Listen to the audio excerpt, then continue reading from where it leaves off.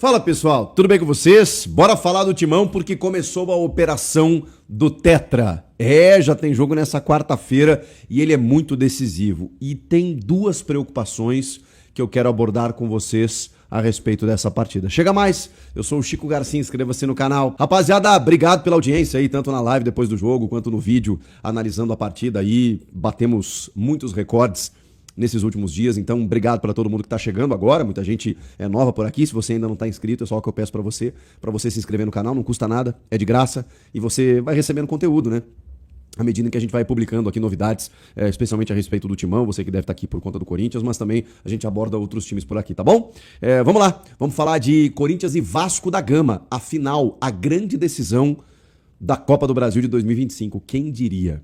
E vale para os dois, tá? Porque o Vasco também é um clube com muitos problemas, né? Enfrenta uma recuperação judicial, tem lá o Pedrinho como o presidente do clube associativo, né? O Pedrinho, ex-jogador, ex-comentarista, que colocou os seus bens lá como garantia para tentar recuperar o clube do coração, o clube que ele se dispôs a ajudar. E o Vasco é um clube muito simpático, né, no Brasil inteiro, tem uma torcida gigantesca, um clube de massa, uma torcida apaixonada, e que está também, né, buscando esse título, essa conquista, e o fato de chegar na decisão também já é um grande feito, diante de tudo que aconteceu com o Vasco nos últimos tempos e até pela campanha do Brasileirão, né? Um clube que chegou a sonhar com uma vaga na Libertadores, depois de uma sequência positiva e depois de uma derrocada muito grande, tomando pancadas atrás da outra, 5 derrotas, até que aplicou aquele 5-1 no Inter, e por pouco ali não disputou alguma coisa mais perigosa na última rodada, porque, né, tinha conseguido ali uma ou outra vitória que tivesse dado uma pontuação um pouquinho mais aceitável, mas foi uma campanha muito ruim também, mas tem bons valores esse Vasco da Gama. Tem o menino Ryan, que é absolutamente a revelação do Campeonato Brasileiro, muito perigoso, olho nele. Tem o Felipe Coutinho, que embora não seja o mesmo Coutinho de antes, é um jogador sempre muito perigoso na bola parada. Tem o goleiro Léo Jardim, que se a disputa foi para penalidades, né, um goleiro que também tem se destacado, assim como o Hugo Souza pelo lado do Corinthians. Tem o Paulo Henrique, que embora tenha feito gol contra no jogo contra o Fluminense, né, é o lateral que acabou chegando na seleção brasileira e fez uma boa temporada, né, dá pra gente colocar dessa maneira. Quem mais? O Verratti, né, sempre perigoso na bola aérea. Tem o Nuno Moreira, tem o Tietê, que a gente conhece muito bem, tem o Fernando Diniz, né, cara, que é completamente imprevisível. É um clube que pode aplicar 6-0 no Vasco, mas daqui a pouco 5-1 no Inter, mas daqui a pouco pode tomar uma pancada, como acabou tomando em alguns momentos do campeonato. É um Vasco que surpreendeu, né, o próprio Fluminense nessa fase de semifinal e que agora chega numa decisão em 2 jogos e decide em casa, né, com a sua torcida lá no Maracanã, mas claro que vai ter torcedores do Corinthians fazendo aquele barulho que a gente conhece muito bem. Então, um preâmbulo aqui falando um pouco do Vasco da Gama pra gente poder entrar no Corinthians. O Corinthians, cara, ele vive uma jornada absurda, incrível em 2025. Um clube que enfrentou também muitos problemas, ainda enfrenta, né? Hoje mesmo saiu uma notícia de investigação do Duílio, ex-presidente, o Augusto Melo impeachmentado, o Osmar Stabile, né, assumindo nesse furacão todo, transfer ban, dívidas que só aumentam, uma loucura, sem poder contratar, campanha ruim no Brasileiro e mesmo assim finalista da Copa do Brasil. Esse Corinthians. O Corinthians é muito grande, cara. É muito grande, o Vasco tem uma grandeza gigantesca, né? A gente também falou a respeito disso. Mas o Corinthians chegar nessa decisão, cara, e superando o Cruzeiro na semifinal. Por que eu falava que o Cruzeiro era favorito? Pela campanha, por tudo que o Cruzeiro vinha fazendo como time na temporada. E o Corinthians foi lá e carregado pela torcida, tanto no Mineirão quanto na Neoquímica Arena, especialmente em Itaquera, né? Depois de um primeiro tempo em que o Cruzeiro se impôs, né, conseguiu encontrar os espaços que não havia encontrado no jogo de ida, e aí no segundo tempo a torcida é impressionante como fez a diferença, né, cara?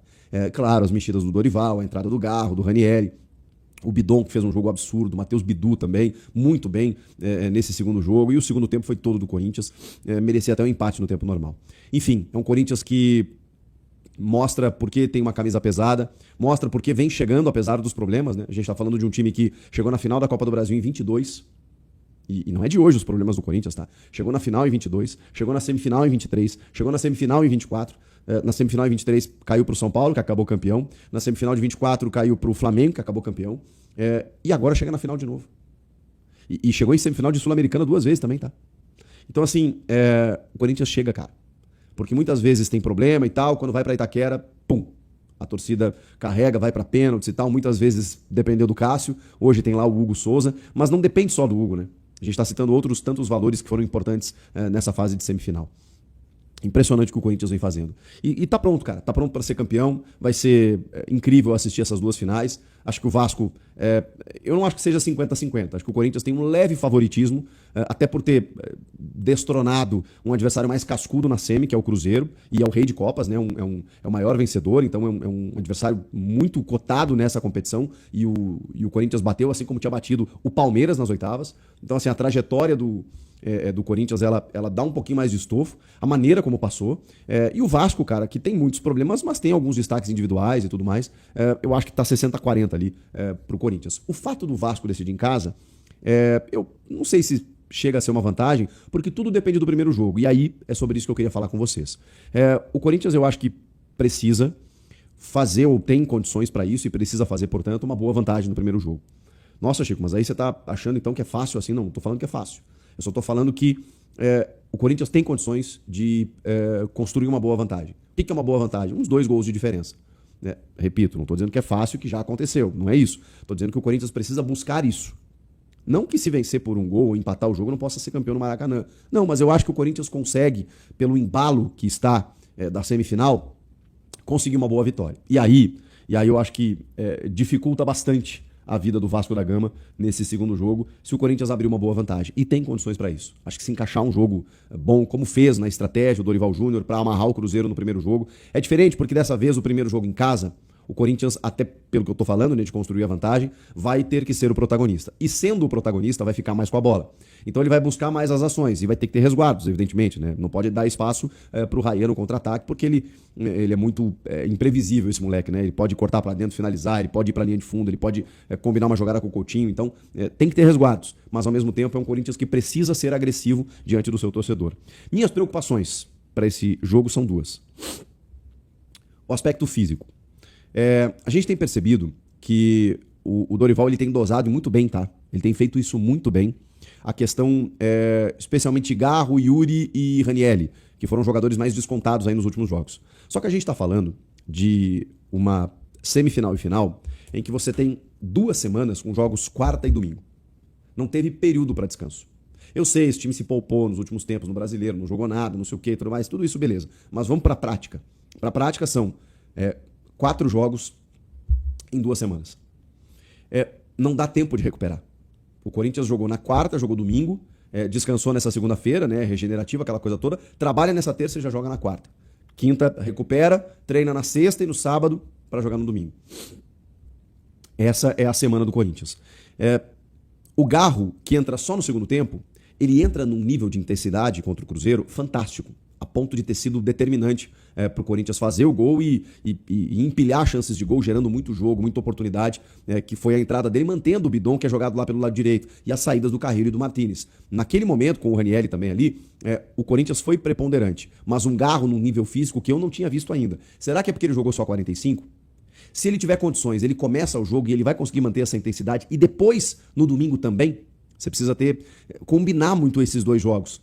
Eu vou falar um negócio pra vocês. Eu deixaria o Bidon na função que ele tá exercendo muito bem e deixaria o Garro também para apenas alguns minutos. E daqui a pouco pode nem precisar. Daqui a pouco o Corinthians pode estar construindo um resultado, bota o Garro mais pro final ali e tudo mais e deixa pro jogo da volta, pro jogo decisivo. Claro que se ele tiver 100% de condições, beleza, ele vai pro jogo. Mas eu tô pensando nos 2 jogos, nesse combo. O Yuri visivelmente não tá bem também tecnicamente. Então, será que não é um momento de dar uma chance pro Vitinho, que talvez até tenha superado o Guinegão na hierarquia pela maneira como vem entrando nos jogos? Daqui a pouco pode fazer um ataque de Memphis e Vitinho e deixa o Yuri pro segundo tempo. Será que o Dorival não vai pensar nisso?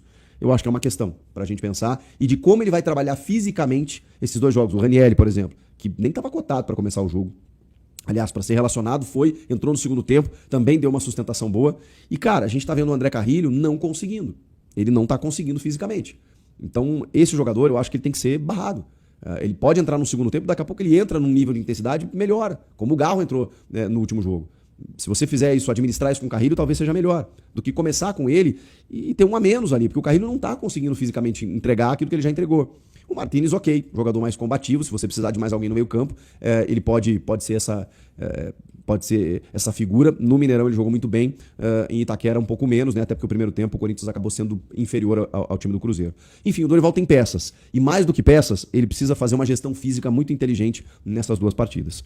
A minha outra preocupação, uma infinidade de pendurados. Não zeram os cartões, então jogadores que chegam pendurados agora nessa fase final, se eles tomarem o cartão no primeiro jogo, eles não jogam a grande decisão. E, gente, tô falando de Hugo Souza, os zagueiros André Ramalho e Gustavo Henrique, ou seja, a dupla de zaga, os laterais Mateuzinho e Angileri, não o Bidu, mas o Angileri. Então você tem 2 laterais, você tem 2 zagueiros, você tem o goleiro, Maicon e Breno Bidon, você tem 2 volantes e Rodrigo Garro. Vou repetir. Hugo Souza, André Ramalho, Gustavo Henrique, Mateuzinho, Angileri, Maicon, Bidon e Garro. Todos estão pendurados com 2 cartões amarelos. O Corinthians vai ter que ser muito inteligente para não tomar cartão, para nenhum desses jogadores tomar cartão, né, o menor número possível de jogadores que tomem esse cartão, porque senão o jogo da volta vai ser com muitos desfalques. Olhem o tamanho desse problema. São muitos jogadores pendurados. Então, estratégia, inteligência, uma boa vantagem, porque aí se você perde daqui a pouco alguns titulares importantes, no jogo da volta você tem uma vantagem para poder trabalhar melhor. Então, esse primeiro jogo diz muita coisa.